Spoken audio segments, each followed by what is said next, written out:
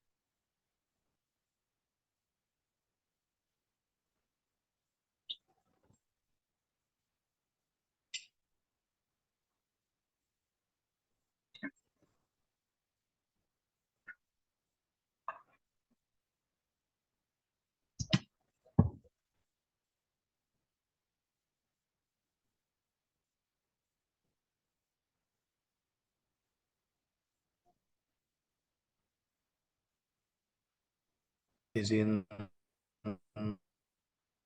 langsung presentasi ya, Pak. Ya sebentar ya, ada masih terdengar suara adzan masih ini.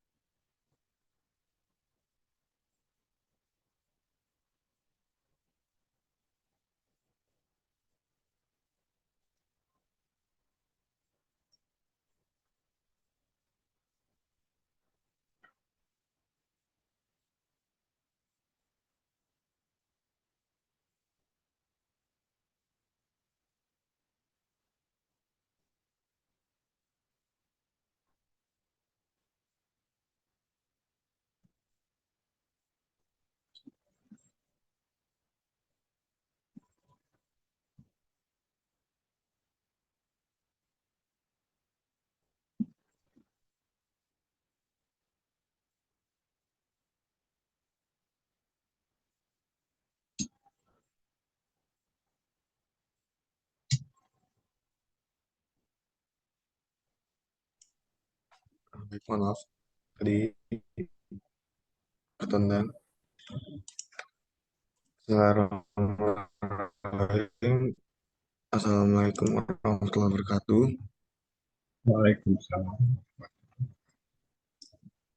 Selamat malam semuanya. Di sini kami akan memaparkan terkait pos 1 bagi RPLT PPG.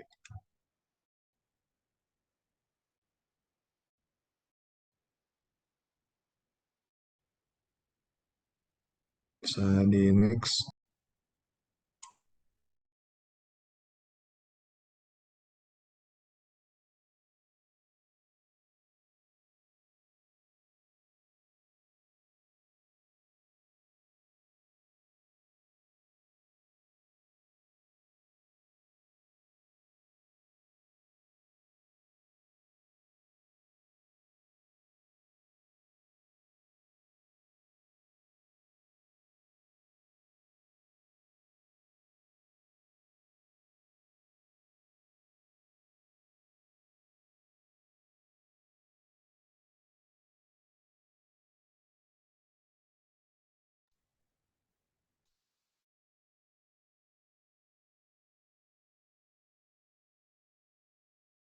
Berikutnya.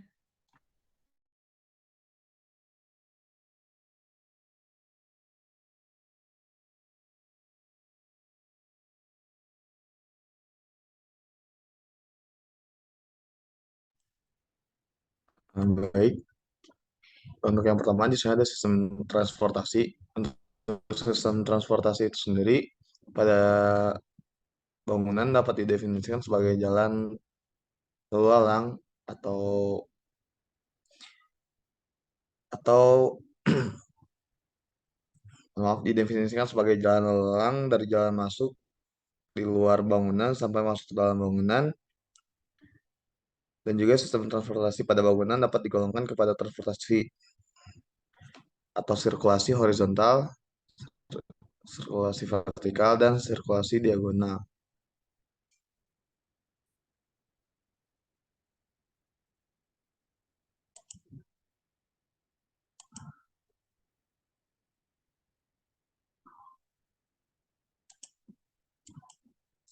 Untuk topik yang pertama, ini ada transportasi horizontal di mana terdiri dari koridor dan konveyor.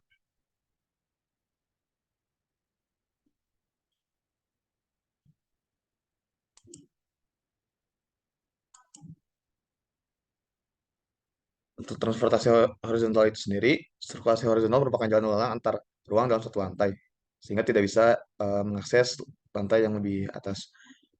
Untuk persentase kemiringan pada jenis sirkulasi ini tidak lebih dari 10%. Sedangkan alat transportasi jenis sirkulasi horizontal ini ada konveyor, travelator, atau koridor.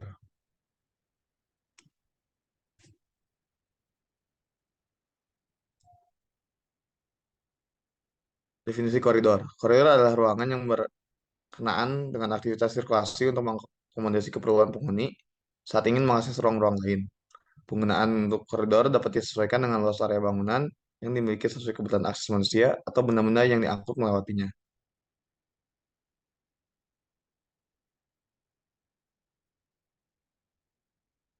Lalu untuk syarat suatu koridor, yang pertama secara arsitektural dan memperhitungkan mobilitas pengguna gedung, koridor minimal memiliki lebar 1,2 meter untuk satu jalur dan 2,125 meter untuk dua jalur. Selanjutnya, koridor itu harus aman untuk digunakan dan memiliki akses yang singkat ke setiap ruangan yang ada pada satu lantai yang sama. Dan yang terakhir, mudah untuk diakses setiap pengguna dan mempermudah mobilitas serta perawatan bangunan.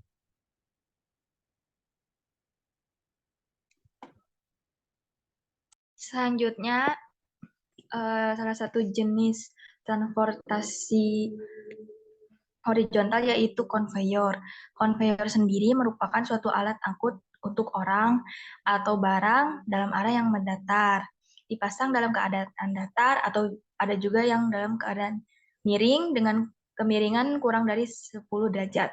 Alat ini juga digunakan pada jarak tertentu, gunanya untuk menghemat tenaga.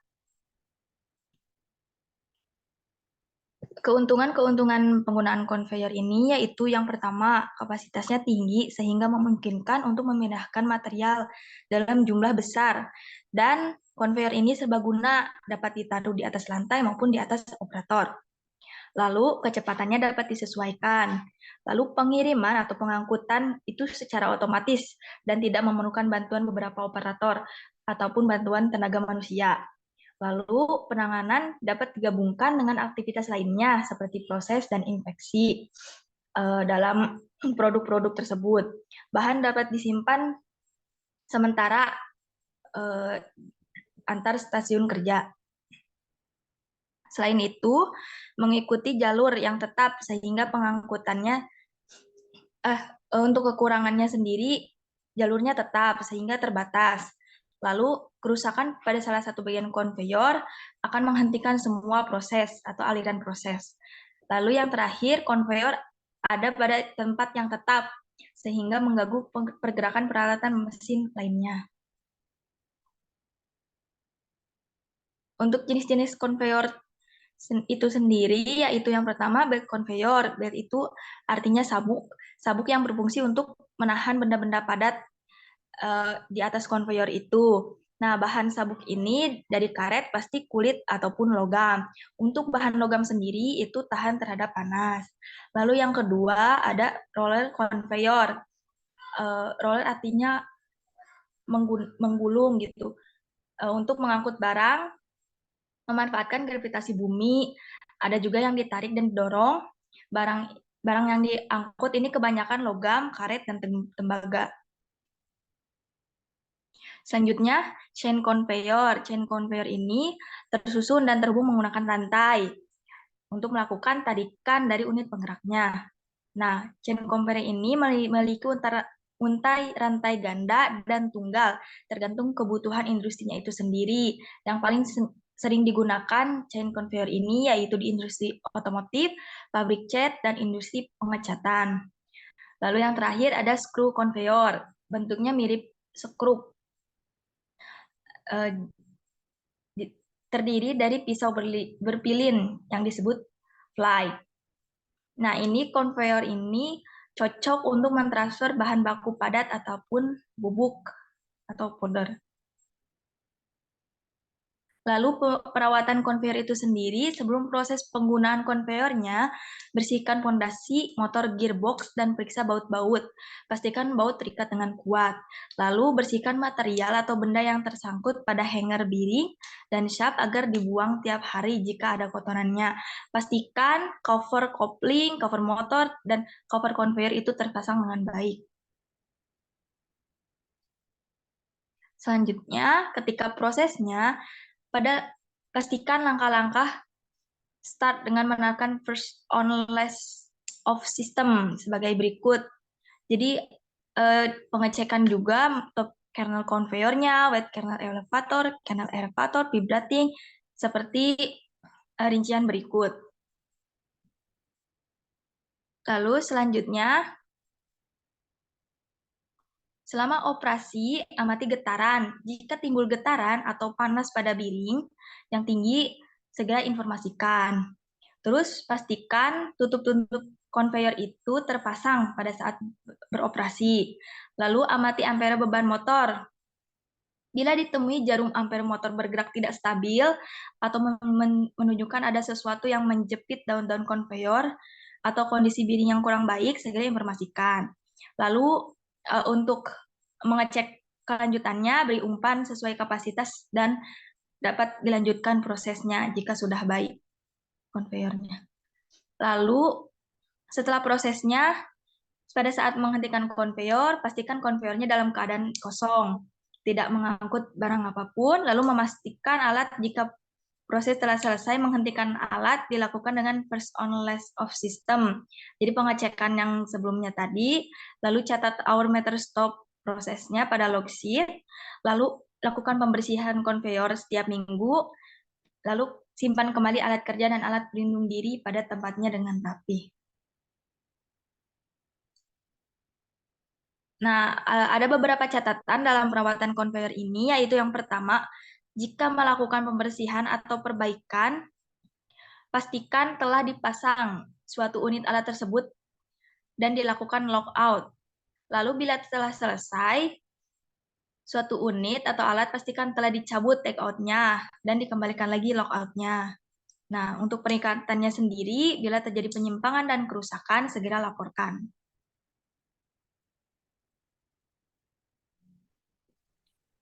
Topik kedua adalah transportasi vertikal, yaitu lift atau elevator. Transportasi vertikal adalah moda transportasi yang digunakan untuk mengangkut suatu benda maupun manusia dari bawah ke atas ataupun sebaliknya, atau dengan kata lain untuk menghubungkan ruang antar level. Pada bangunan gedung, transportasi vertikal yang umum digunakan yaitu lift.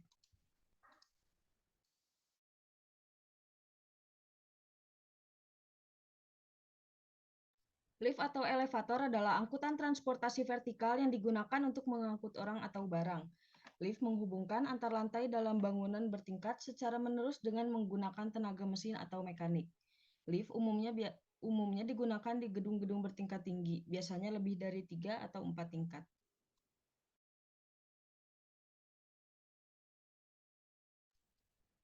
Berikut merupakan poin-poin pertimbangan dalam memilih jenis dan kapasitas lift, yaitu sebagai berikut. Yang pertama adalah kapasitas angkut. Yang kedua adalah kecepatan gerak. Yang ketiga adalah jumlah lantai yang dilayani, mencakup jumlah stop atau opening. Kemudian ada jarak gerak, overhead, yaitu jarak aman yang ditentukan dari lantai teratas sampai dengan lantai ruang mesin. Kemudian kedalaman pit, ukuran bersih shaft, jenis pintu, center opening atau side opening. Kemudian sistem kerja simplex atau duplex. Kemudian berikut ini adalah jenis-jenis lift atau elevator. Pemilihan kapasitas lift akan menentukan jumlah lift yang akan mempengaruhi pula kualitas pelayanan gedung. terutama proyek-proyek komersial. Lift juga memiliki bermacam-macam jenis sesuai dengan fungsinya. Yang pertama ada observation elevator. Merupakan lift yang fungsinya sama dengan lift penumpang, hanya saja bedanya sebagian besar dinding atau pintu lift ini terbuat dari kaca, sehingga memungkinkan penumpangnya dapat melihat ke arah luar. Kemudian ada passenger elevator, yaitu lift yang berfungsi khusus untuk mengangkut manusia saja. Lift ini sangat dijaga kehandalan sistem keamanannya. Hal ini karena menyangkut keselamatan manusia sebagai pengguna lift tersebut. Kemudian ada lift barang, yaitu lift yang merupakan sarana transportasi dalam gedung yang digunakan untuk memindahkan barang secara vertikal sehingga pergerakan barang dari lantai ke lantainya dapat dicapai dengan cepat. Kemudian ada lift service, juga merupakan lift penumpang namun fungsinya dikhususkan bagi karyawan gedung tersebut atau untuk membawa barang-barang yang kecil. Biasanya itu terletak di belakang gedung agar tidak terlihat oleh pengunjung. Kemudian ada lift rumah sakit, yaitu merupakan lift yang digunakan di rumah sakit untuk membawa tempat tidur pasien. Oleh karena itu, ukurannya disesuaikan dengan ukuran tempat tidur standar rumah sakit. Kemudian ada jenis lift berdasarkan sumber daya. Pada setiap jenis-jenis lift memiliki sistem penggerak yang berbeda-beda sesuai dengan kemampuan sumber daya yang dimiliki. Adapun beberapa jenis lift berdasarkan sumber daya itu terbagi menjadi dua. Yang pertama, lift dengan sistem penggerak dengan motor listrik atau traction type elevator menggunakan sumber daya listrik. Yang kedua adalah penggerak hidrolis menggunakan sumber daya penggerak dari air atau minyak, gas, atau fluida lainnya.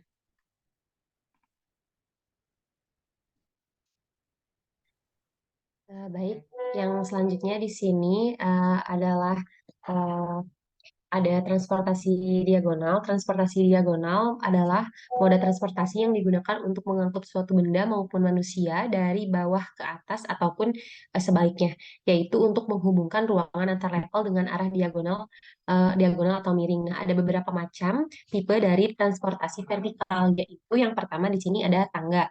Nah, apa itu tangga? Tangga merupakan alat transportasi dalam gedung yang paling konvensional.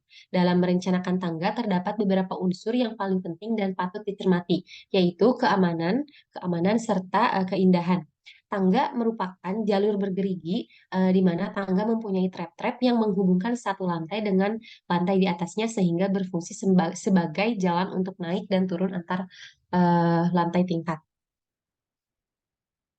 Kemudian di sini ada syarat-syarat peletakan tangga. Ada 3 syarat untuk peletakan tangga. Yang pertama yaitu letak tangga harus dibuat mudah dilihat dan dicari oleh orang yang akan menggunakannya.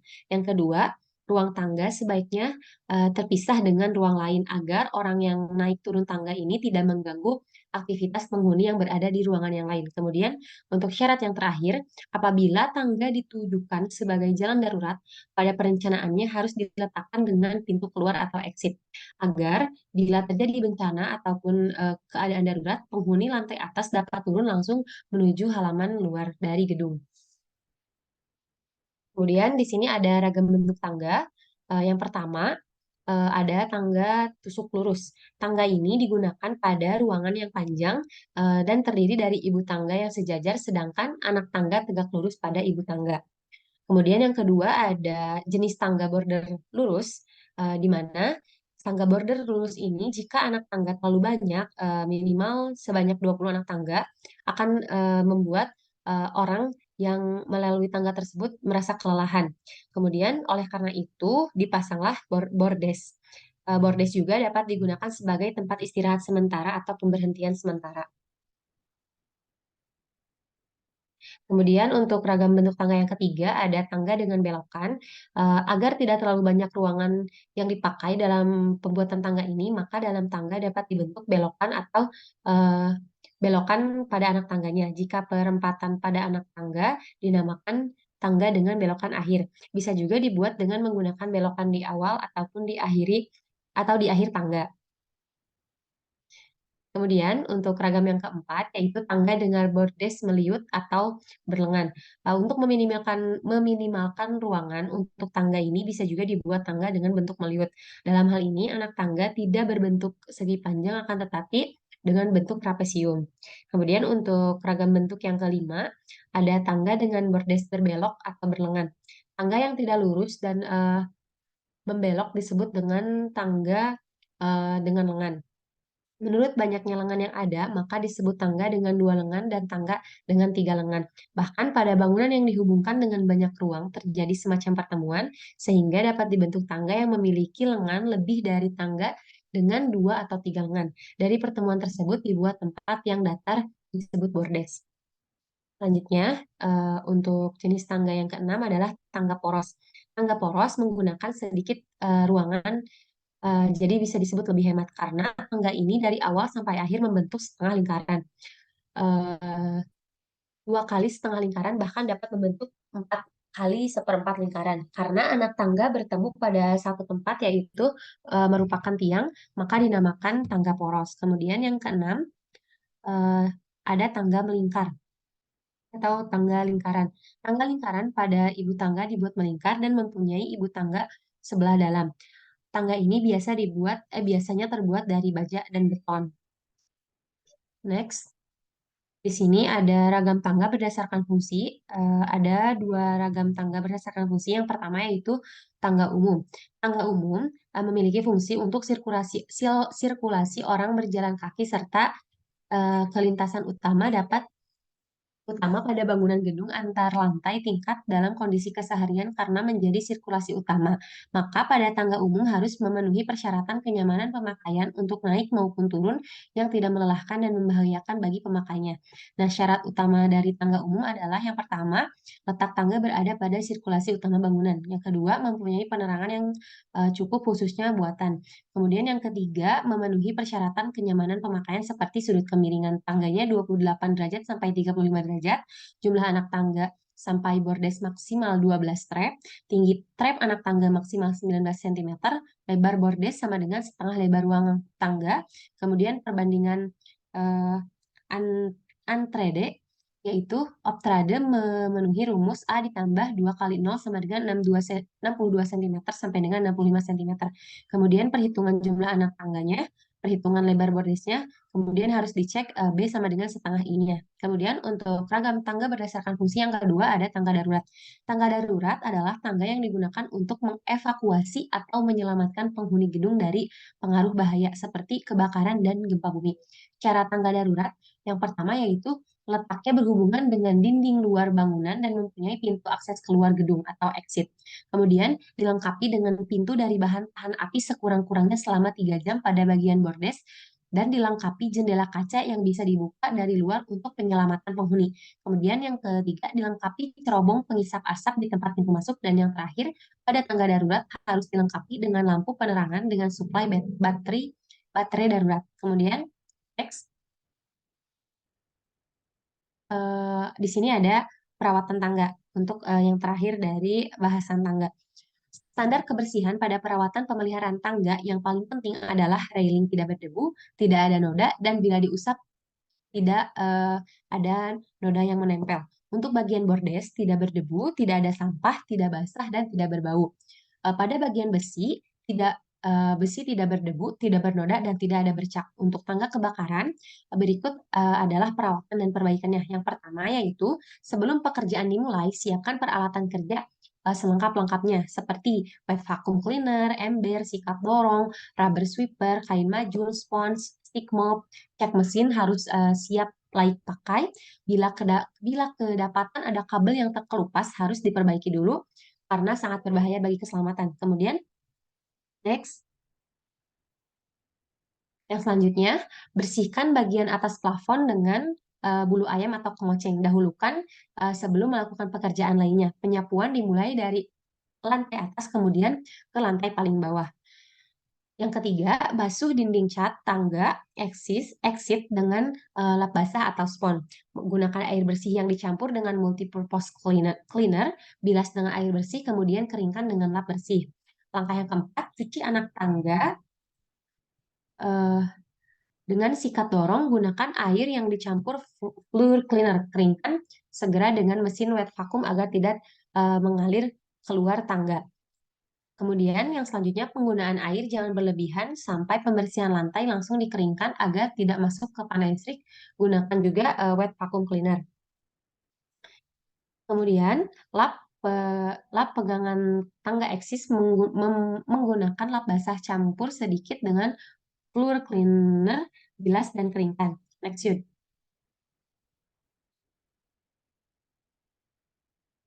Lap daun pintu yang selanjutnya. Lap daun pintu tangga eksis bagian luar dan dalam apabila tidak hilang dan banyak goresan. Laporkan kepada bagian engineering untuk dilakukan pengecatan ulang. Next lagi. Dan 2 step terakhir yaitu tangga darurat harus bebas dari kotoran atau sampah atau barang-barang lainnya. Singkirkan kotoran atau barang yang berada di tangga darurat. Tangga darurat merupakan bebas hambatan yang hanya dipergunakan sewaktu-waktu dalam keadaan yang benar-benar darurat. Dan yang terakhir, pintu darurat harus selalu ditutup, tetapi tidak terkunci untuk menjaga temperatur udara dalam ruangan dan demi keamanan.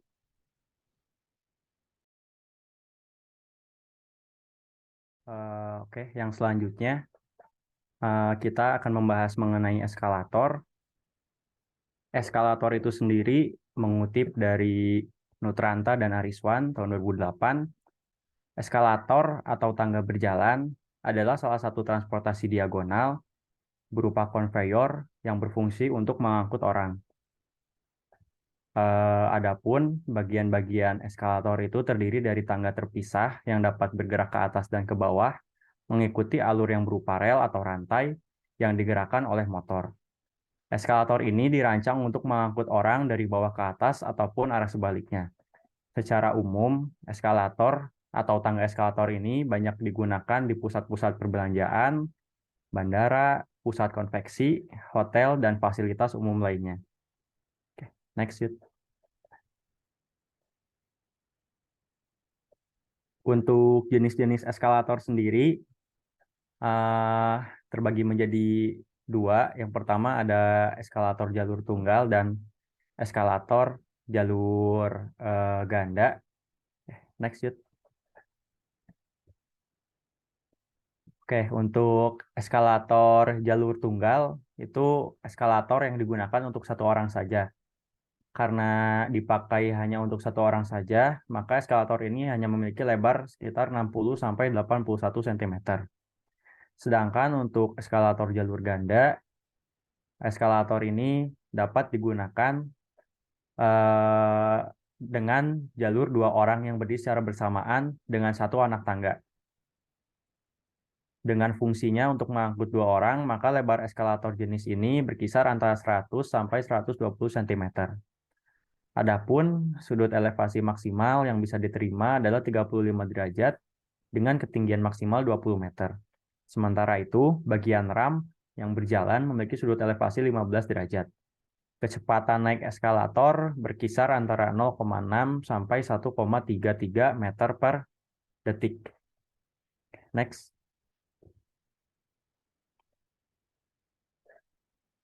Ada beberapa hal yang harus kita perhatikan dalam pemilihan tipe-tipe eskalator, baik itu eskalator jalur tunggal maupun jalur ganda. Yang pertama adalah persyaratan fisik. Faktor fisik di sini seperti bentangan jarak vertikal dan horizontal yang harus dipertimbangkan. Faktor-faktor persyaratan fisik ini akan menentukan ketinggian puncak eskalator dan panjang eskalator.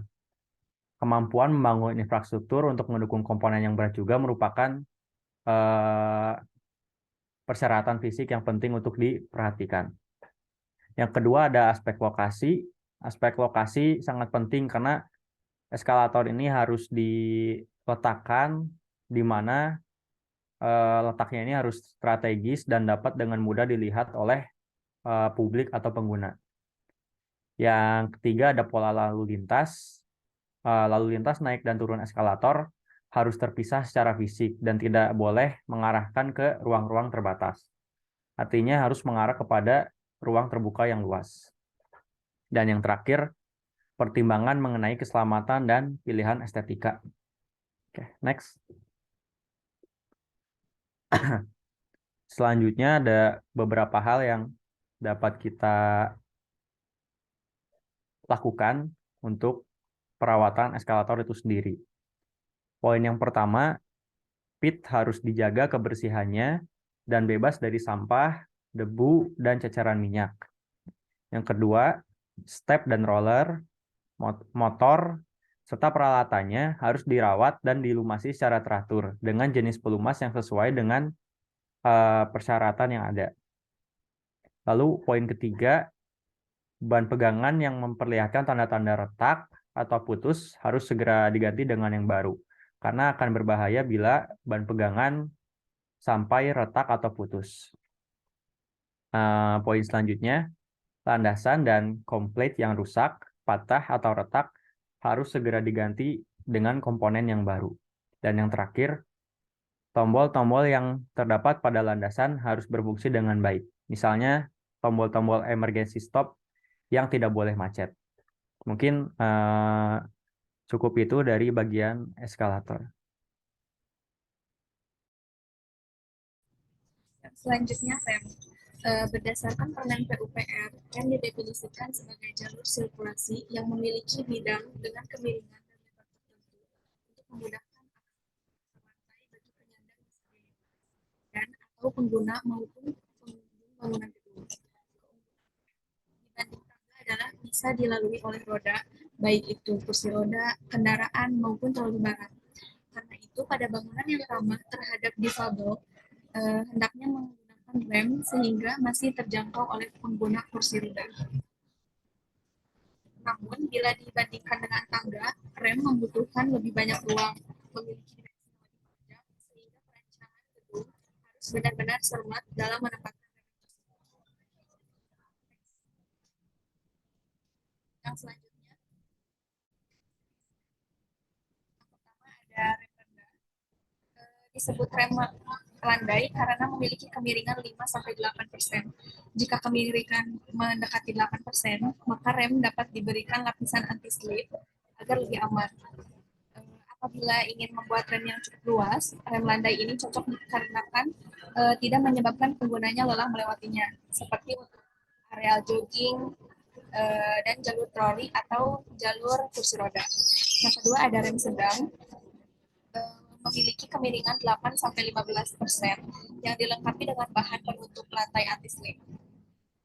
Jenis ini banyak kita jumpai pada parkir di basement hotel atau pusat pembelanjaan seperti jalur naik turunnya kendaraan bermotor.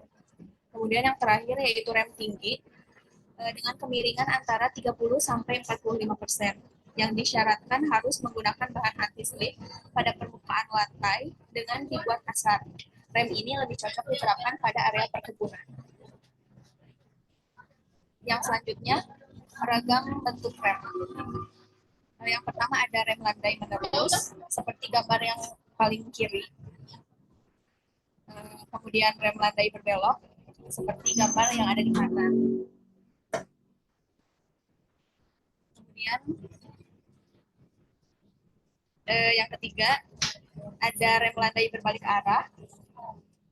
Kemudian yang terakhir ada rem landaian ke arah pintu.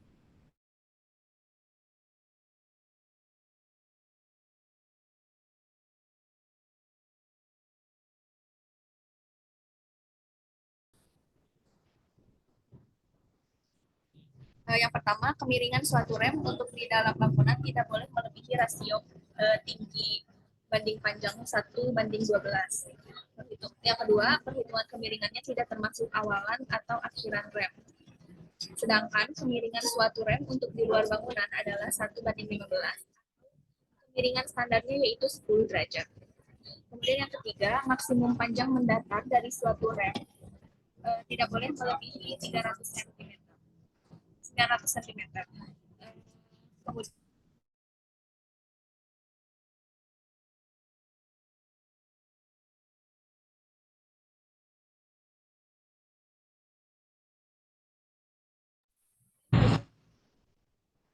kemudian untuk lebar minimum dari suatu rem yaitu 95 cm. Untuk rem yang juga digunakan sekaligus pejalan kaki adalah pelayanan angkutan barang harus dipertimbangkan secara seksama lebarnya sehingga bisa dipakai untuk kedua fungsi tersebut.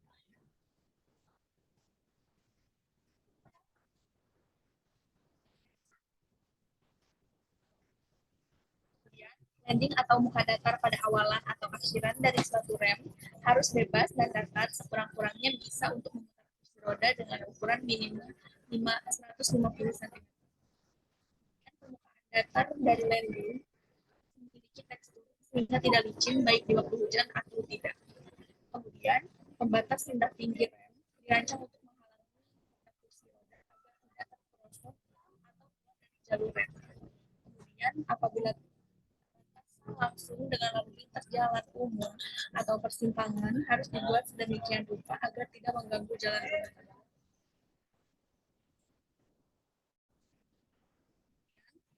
Rem harus dilengkapi dengan pencahayaan yang cukup akan membantu penggunaan.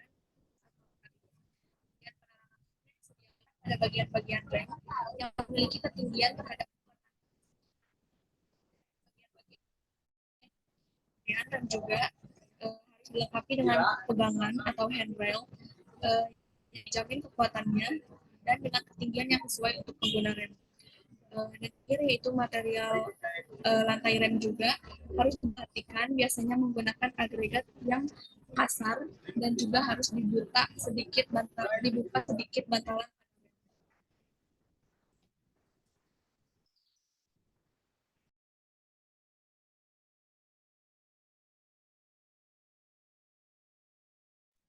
Kemudian di sini ada topik keempat yaitu perawatan lift, eskalator, dan travelator atau transportasi mekanik. Dapat dilihat pada tabel di sini untuk pemeliharaannya ada pemeliharaan harian. Di sini pada hariannya dapat dilakukan pengecekan visual dan juga suara atau kebisingan. Kemudian untuk ada juga pengecekan tombol-tombol yang terdapat pada alat. Kemudian ada juga pemeriksaan terhadap kebersihan dari karat, kotoran atau debu dan lain sebagainya. Ini untuk alat-alatnya juga terdapat di sini ada kuas, sikat, dan las penetran. Dan ada tes pengecekan running. Kemudian ada juga pengecekan tegangan ke pada unit menggunakan multitester. Kemudian dilakukan penulisan laporan pemeliharaan harian. Kemudian ada pula pemeliharaan secara periode mingguan untuk lift, eskalator, dan travelator. Sini ada pengecekan step, rantai, loader, dan kom di unit menggunakan tool kit set. Kemudian ada pengecekan panel listrik atau kontrol panel serta kabel menggunakan tool kit set juga. Kemudian ada melakukan pelumasan kabel string, gear, atau rantai menggunakan oli. Lalu ada juga pengecekan arus listrik motor. Kemudian ada readjustment unit. Setelah dilakukan pengecekan tersebut, dilakukan laporan hasil pemeliharaan mingguan.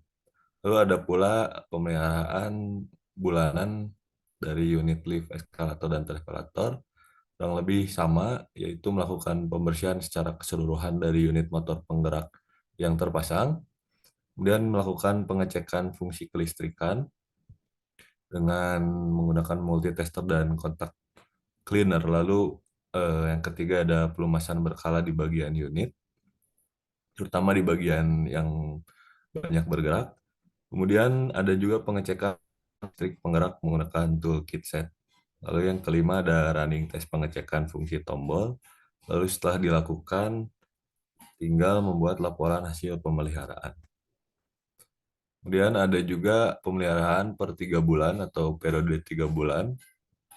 Ada pembongkaran motor atau drive, dilakukan pengecekan secara menyeluruh. Kemudian ada pergantian part-part yang dibutuhkan apabila part rusak atau kurang berfungsi dengan baik, maka dilakukan pergantian spare part yang dibutuhkan. Dan ada juga pembersihan secara menyeluruh dari kotoran dan debu. Kemudian ada dari adjustment semua komponen unit. Lalu ada juga pengecekan fungsi kabel dan panel kelistrikan pada unit yang terpasang dengan multitester. Setelah itu dilakukan pembuatan laporan hasil pemeliharaan. Sekian untuk presentasinya, Pak. Baik, terima kasih pada guru satu yang telah memaparkan. kalahnya. Ya mungkin dilanjutkan untuk berikutnya yaitu sesi diskusi dan tanya jawab. Jadi jangan lupa dicatat yang bertanya maupun yang menjawabnya. Silakan.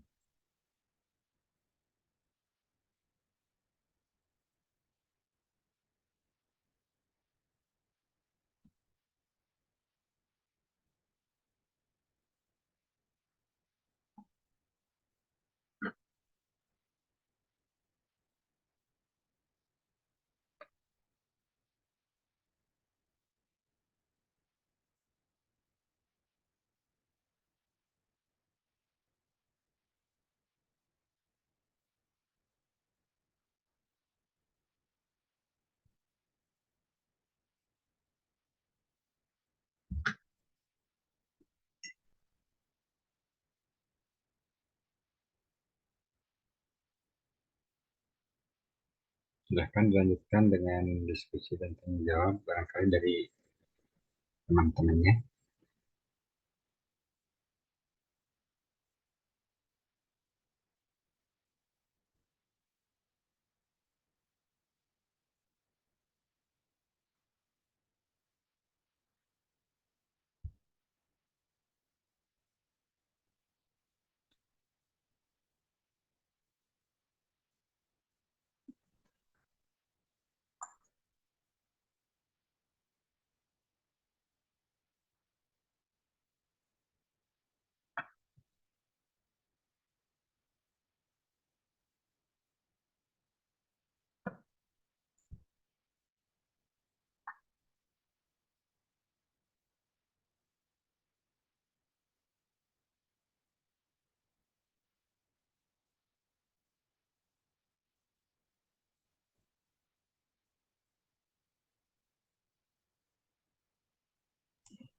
Mangga Nida.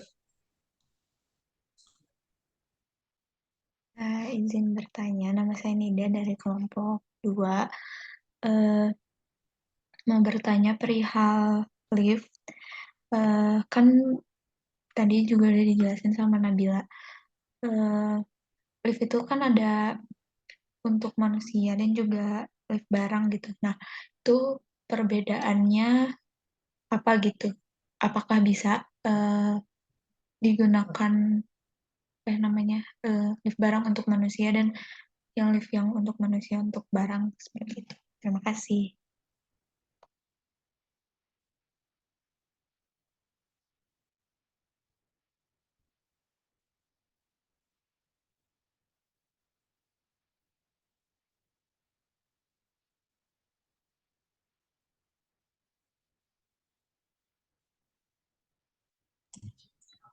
Mungkin ditampung dulu ya pertanyaannya. Ya, Kalau jadi barangkali ada yang lain. ditampung dulu, kemudian dijawabnya. Nanti mungkin ada sesi berikutnya barangkali ada yang mau tanyakan lagi, tampung dulu baru dijawab. Mungkin itu ya, silakan.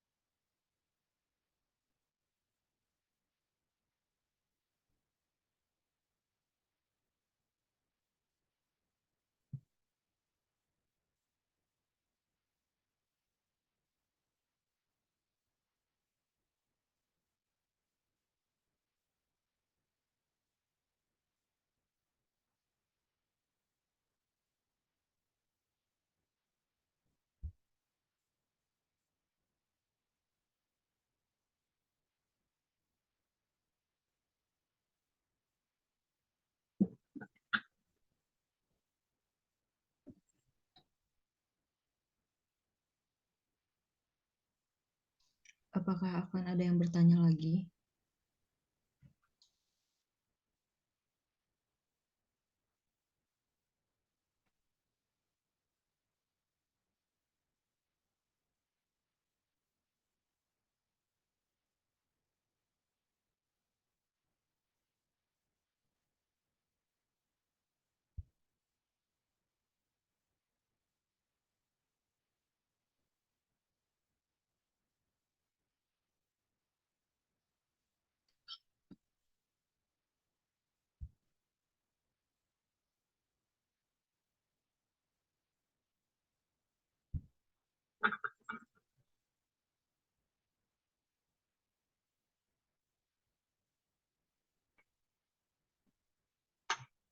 Yang lainnya, silahkan.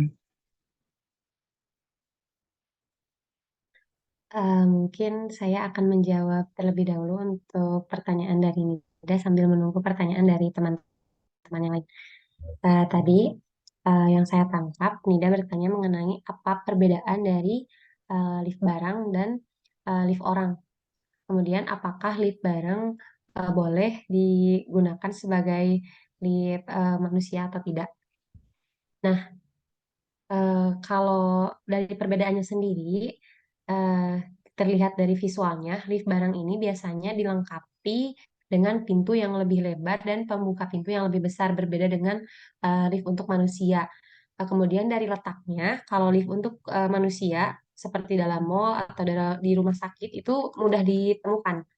Karena kan untuk lift manusia itu digunakan untuk manusia sendiri yang memiliki kebutuhan seperti kalau di rumah sakit oleh pasien, kalau di mall oleh para pengunjung mall untuk naik turun ke lantai-lantai yang ada di gedung tersebut. Sedangkan kalau lift barang itu kan biasanya digunakan oleh eh, staf atau bagian-bagian pekerja dari gedung tersebut. Misalkan kalau di mall kayak lift buat ngangkut persediaan barang untuk dipindahkan dari lantai satu ke lantai selanjutnya. Kemudian dari apa dari ukuran pintunya juga lift barang lebih besar karena eh, sudah jelas barang yang bisa diangkut juga kan dimensinya beda-beda. Misalkan kalau contohnya ambil lagi di mall gitu.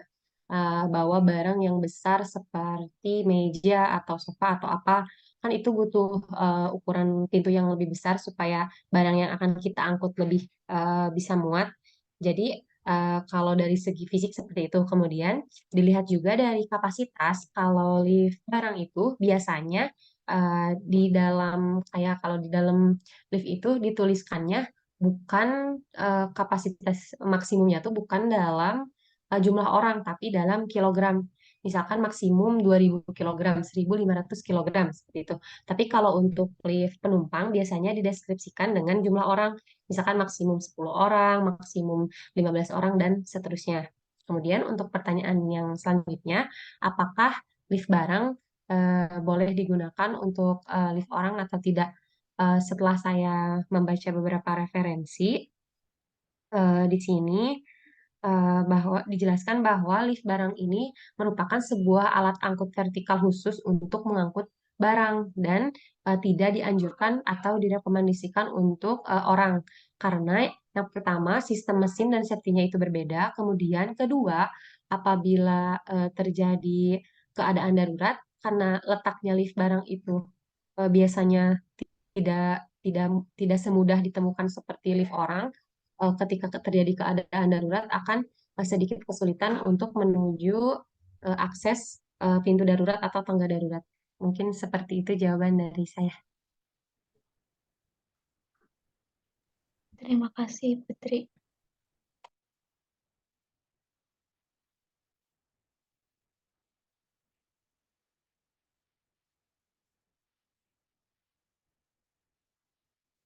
Ya, baik, barusan atas jawabannya memang seperti itu ya.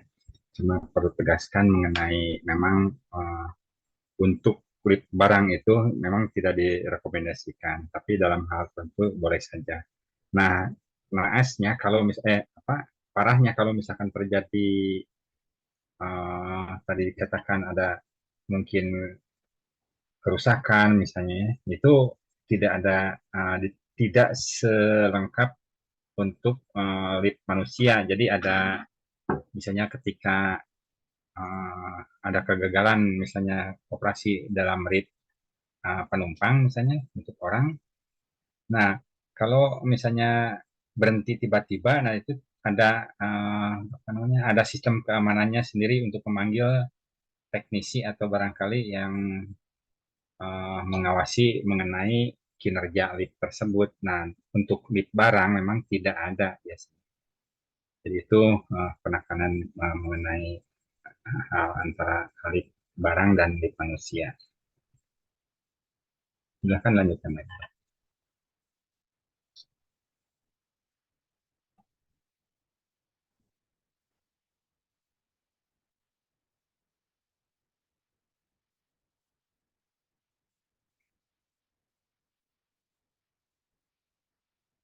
Silahkan Anang, Dito, barangkali yang lainnya. Izin bertanya, Pak. Ya, Ke silahkan. kelompok satu. Silahkan.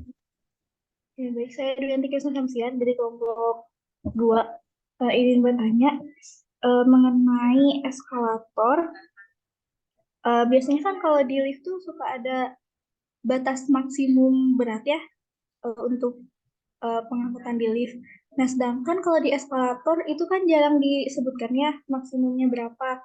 Nah, itu bagaimana kalau misalkan si eskalator ini tuh mengangkut orang dan beserta barang itu yang dengan jumlah banyak gitu. Itu bisa mempengaruhi si eskalatornya atau tidak? Dan apakah akan mengalami kerusakan untuk kedepannya atau tidak gitu? Terima kasih. Bagus itu pertanyaannya, silahkan dijawab. Atau mungkin ditampung dulu oleh kelompoknya.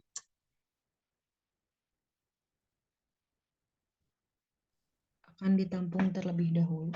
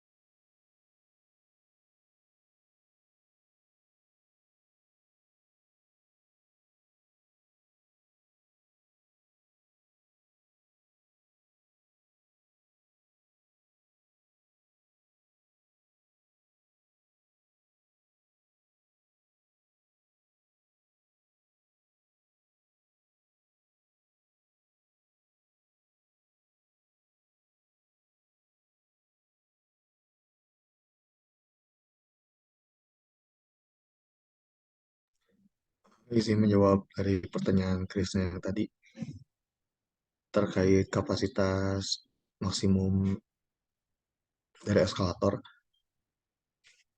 Untuk kapasitas maksimum eskalator itu sendiri untuk bebannya dari kami belum nemu kapasitas bebannya, hanya saja untuk satu satu anak tangga eskalator itu memiliki beban maksimum 2 orang dewasa. Jadi ketika eskalator itu berjalan, bebannya tidak akan menumpuk di satu titik, sehingga untuk kapasitas bebannya itu sendiri tidak sebaik tangga biasa. Jadi ketika eskalator mati itu sendiri, alangkah baiknya tidak untuk dijadikan anak tangga. Sedangkan untuk kapasitas itu sendiri, sedapat dan sepengetahuan saya untuk satu buah anak tangga itu maksimal 2 orang.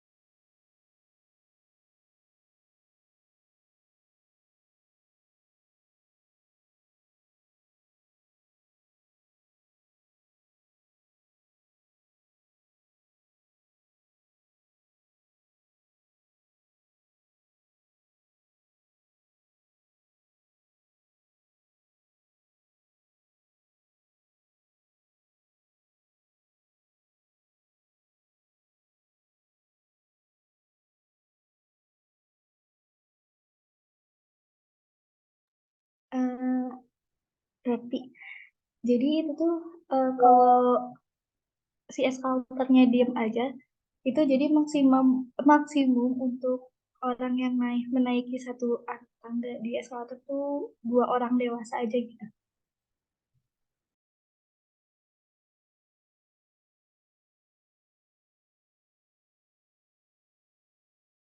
Waktu berjalan maksudnya, ketika masih berfungsi eskalatornya, untuk satu anak tangga itu maksimal 2 orang dewasa, satu anak tangganya ya, bukan satu eskalator.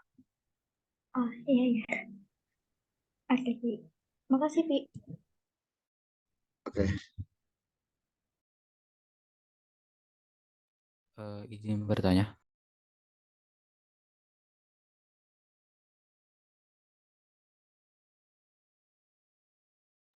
Iya, untuk Dito silahkan. Izin bertanya untuk mengenai lift ya. Jadi misal ada studi kasus gedung tersebut sedang terjadi kebakaran dan mengalami daya putus listrik dan lift tersebut lagi ditempatkan oleh orang di dalamnya dan kebakaran tersebut tuh emang sedang besar-besarnya. Jadi daya listrik utama dan daya listrik pengganti lift tersebut tuh sudah terputus gitu oleh lift. Apakah ada sistem keamanan yang lain gitu untuk lift untuk mengevakuasi orang-orang tersebut yang di dalamnya? Terima kasih. Baik, terima kasih ditampung terlebih dahulu.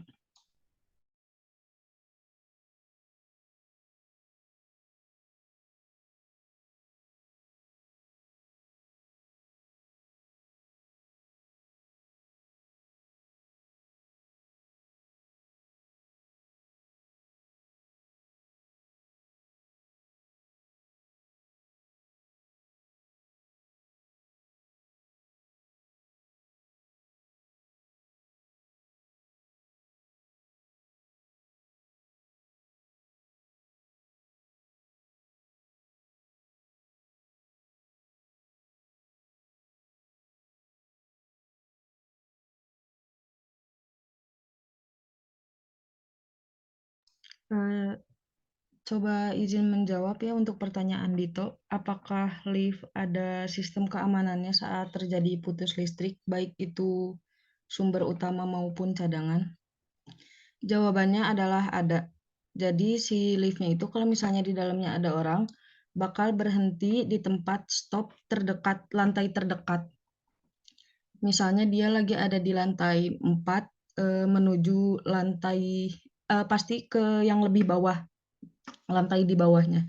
Jadi si liftnya itu otomatis langsung ke lantai bawahnya yang paling dekat dari lantai yang si lift itu bergerak. Jadi misalnya kalau dia di lantai 4, dia bakal turun ke lantai 3, lantai terdekat di bawahnya. Udah gitu otomatis pasti bisa langsung menuju ke tangga darurat. Jadi untuk keamanan lift sendiri berhentinya di lantai terdekat di bawahnya.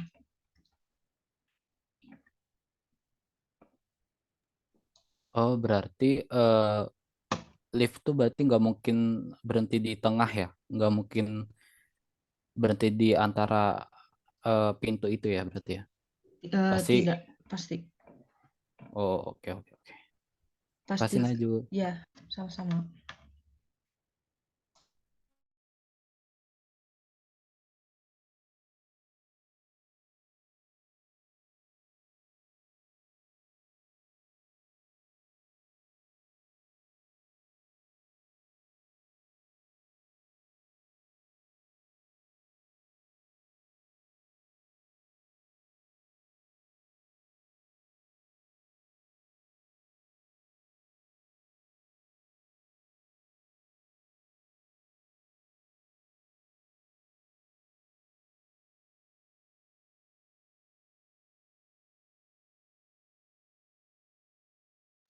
Apakah ada yang akan ditanyakan lagi?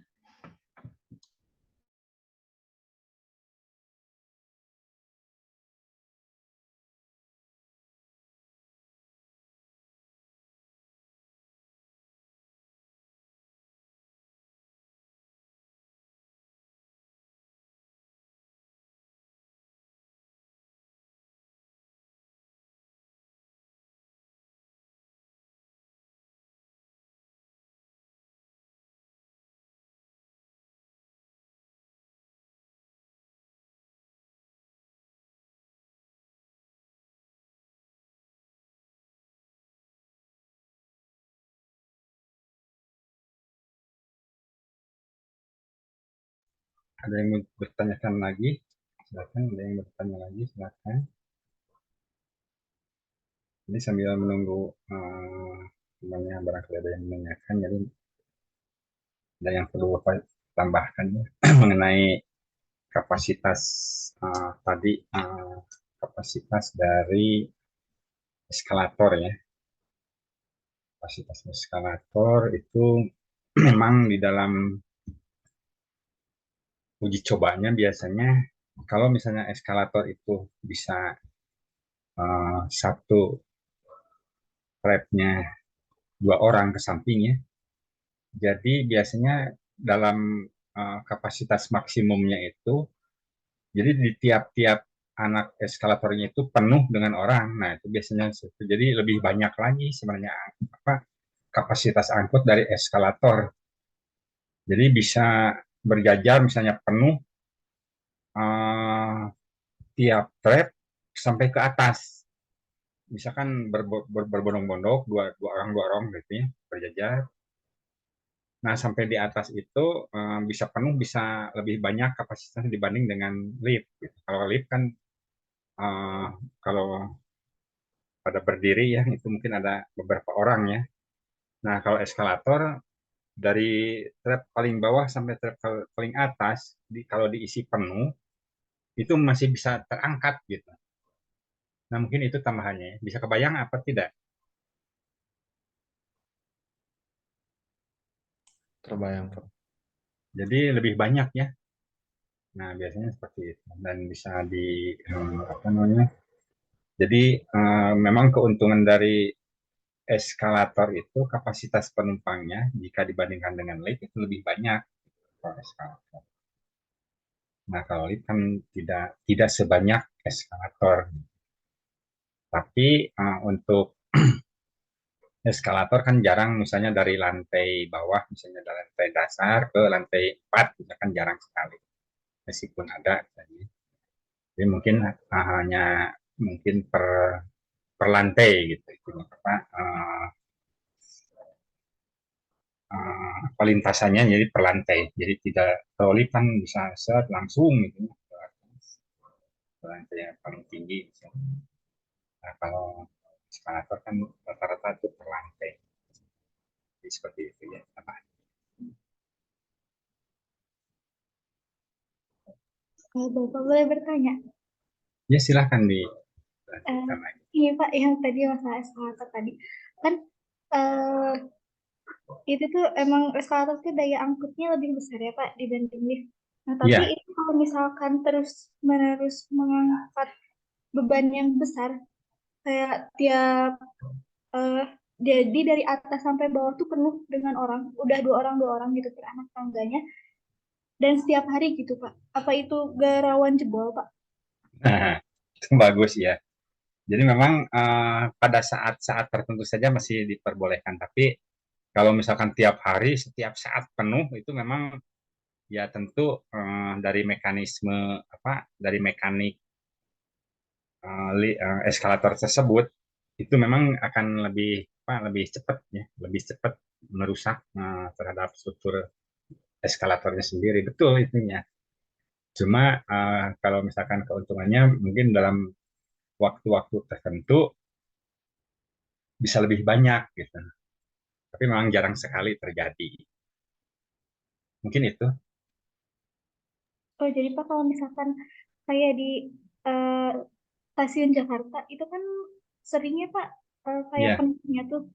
Berarti itu lebih ke penanganan perawatannya aja Pak, biar si alat eskalator itu tuh bisa lebih awet. lebih tahan. Ya, memang jadi begini ya. Dari apa namanya? Dari spek teknik dari yang eskalator produksi yang memproduksi gitu ya.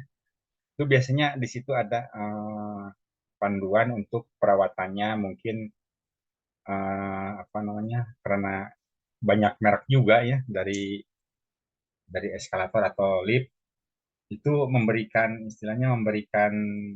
spek teknik mungkin ya berlomanya di situ. Jadi kalau misalkan yang bagus atau yang sering atau barangkali untuk kapasitasnya atau sistem operasinya terus-menerus dengan beban berat, mungkin ada rekomendasi dari mungkin dari supplier atau barangkali dari orang-orang yang berkecimpung di dalam mechanical electrical plumbing itu menyarankan mendingan pakai merek ini gitu kan. Nah seperti itu. Biasanya apa dari pengalaman biasanya dari pengalaman para pemakai ya.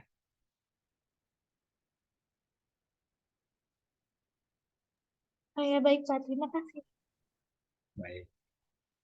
Jadi terutama tadi ditayangkan juga mengenai poin-poin penting di dalam perawatan eskalatornya ada apa namanya ada listnya yang harus benar-benar di bagian mana yang harus dirawat, kemudian bagian mana yang harus diberi pelumasan. Nah itu dari sistem geraknya. Jadi kumplit biasanya di situ saran-sarannya. Misalkan kalau seperti kita ketahui ya, motor seperti ini aja ya, yang simpelnya ya. Untuk jenis motor matic ya, yang sekarang itu yang sering kita gunakan, itu biasanya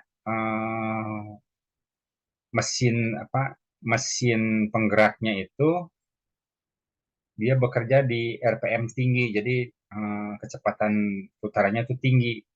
Nah, untuk pemakaian oli mesinnya biasanya lebih encer. Jadi supaya kinerja mesin itu akan baik. Jadi kalau misalkan diberi pelumas yang lebih kental misalnya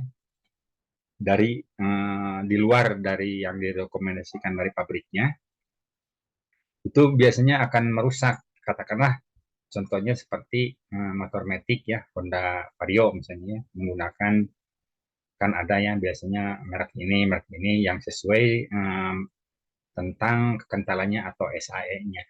Nah, kalau kita menggunakan misalnya yang SAE yang lebih kental, itu kan berarti ya energi mekanik hasil dari torsi pistonnya itu kan jadi berat. Jadi kinerja mesinnya itu akan berat sekali dan biasanya jadi panas terhadap mesin. Jadi harus disesuaikan. Nah, demikian pula pada alat-alat angkut atau alat transportasi yang ada di bangunan gedung, termasuk dari lift atau eskalator atau konveyor, skru konveyor misalnya atau chain konveyor. Nah, di situ juga ada mengenai hal-hal penting yang memang sangat urgent ya untuk dirawat. Makanya kalau misalkan nanti misalnya jadi manajer bangunan gedung, nah itu harus memahami. Jadi jangan sampai buku buku manualnya itu hilang. Meskipun memang kalau sekarang kan mudah mudah sekali. Jadi kalau misalkan untuk mendapatkan buku manual misalnya mengenai eskalator atau elevator biasanya muncul. Jadi merek ini dengan kapasitas penumpang segini biasanya muncul di situ. Jadi ada buku manualnya, jadi dalam bentuk PDF biasanya di situ.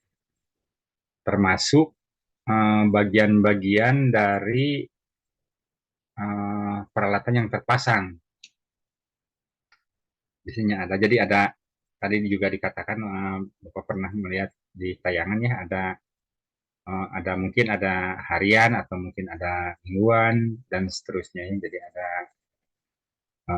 rekomendasi dari sistem perawatan dari alat angkut ini. Demikian ya.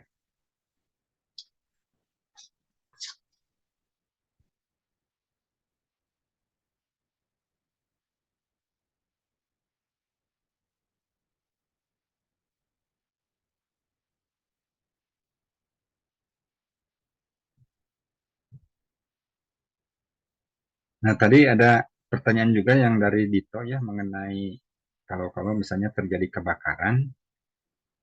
Nah, tadi juga di apa sudah dijawab sebenarnya. Jadi itu udah diberi sistem otomatis ketika listriknya atau daya listriknya putus, dia akan meluncur ya, meluncur balik ke uh, yang paling dekat dengan liftnya tersebut gitu.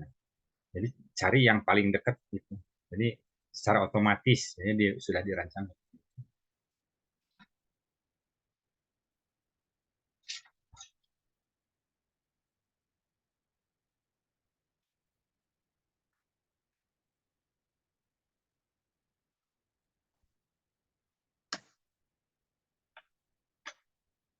Silahkan dilanjutkan lagi.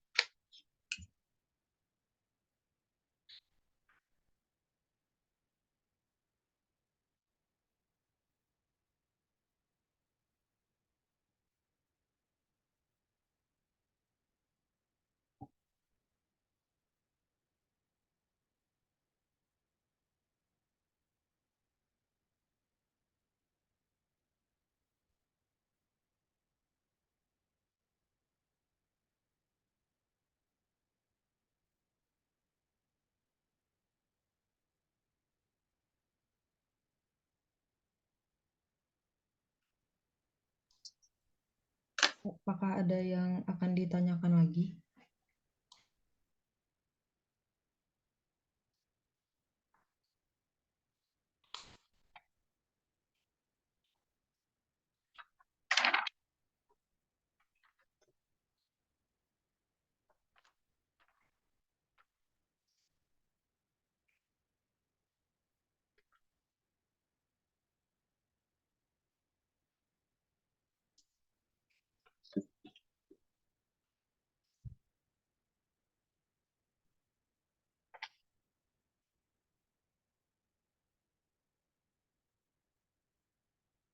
Silakan Anang, Dito, Yuda.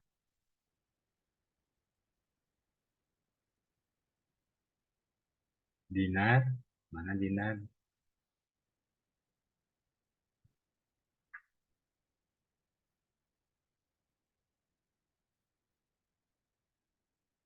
Ya, barangkali yang lainnya. Barangkali.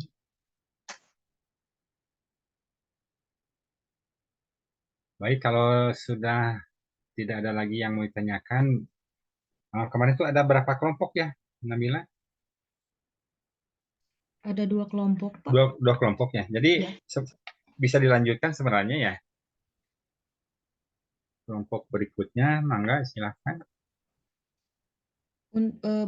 Minggu lalu 1 kelompok 1 pertemuan, Pak. Oh begitu? Iya. Oh iya, berarti tinggal 1 kelompok lagi. Jadi nanti di tanggal 28 ya? Iya Pak, betul. Ya, baik. Baik, kalau begitu silakan itu untuk apa? Bentar ya. Jadi nanti hasil diskusinya ya dirangkum kemudian dilampirkan pada karya tulisnya ya. Baik Pak. Jadi sebagai lampiran. Nah, untuk pengumpulan makalahnya jangan lupa di situ kan ada anggotanya ya. Ada anggota kelompoknya. Nah, jadi di pengumpulannya 3 hari dari malam ini lengkap ya. Jadi ada yang dikumpulkan mulai dari karya tulisnya atau makalahnya dan PowerPoint-nya ya. Baik Pak. Jadi untuk malam hari ini mungkin cukup ya. Silakan ditutup oleh tadi tuh siapa? Pak Nabila ya? Boleh oleh saya, Pak. Boleh. Ya. Baik, sekian presentasi dan pemaparan dari kelompok kami. Terima kasih atas perhatiannya. Mohon maaf apabila kami masih memiliki banyak kekurangan. Wassalamualaikum warahmatullahi wabarakatuh. Waalaikumsalam warahmatullahi wabarakatuh. Mudah-mudahan kita tetap ada dalam keadaan sehat walafiat, bisa bertemu lagi minggu depan. Assalamualaikum warahmatullahi wabarakatuh. Waalaikumsalam warahmatullahi wabarakatuh. Terima kasih banyak Pak.